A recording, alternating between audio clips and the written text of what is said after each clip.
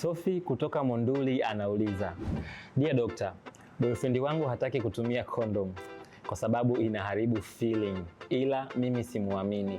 Nifanyeje? Ni swali zuri, na tunapaswa kuhakikisha ya kwamba lengo la kutumia kondom muda huu wa show ni lipi. Kwa nini? Kwa sababu kondom inaweza kutumika kama kinga dhidi ya magonjwa, lakini mara nyingine inaweza kutumika kama namna au njia ya uzazi wa mpango. Kwa hiyo ikiwa ni kwa namna kama njia ya uzazi wa mpango, zipo njia nyingine ambazo mnaweza mkazitumia na hii kondom pia isitumike, kwa maana ya kwamba hamtopata mtoto. Lakini kwa taswira ya kuzuia magonjwa ni muhimu kucheki afya. Kama umuamini kwa namna hiyo, unaweza ukafika hospitali ukafanya kipimo, mkaangalia kwamba hamna changamoto zozote za magonjwa, hususani yale magonjwa ya zinaa, mfano kaswende, kisonono na magonjwa mengine. Baada ya kujiridhisha, then mnapaswa kukaa. Makubaliano lazima yawepo. Kwa nini? Yeye hataki mpira utumike na wewe unataka.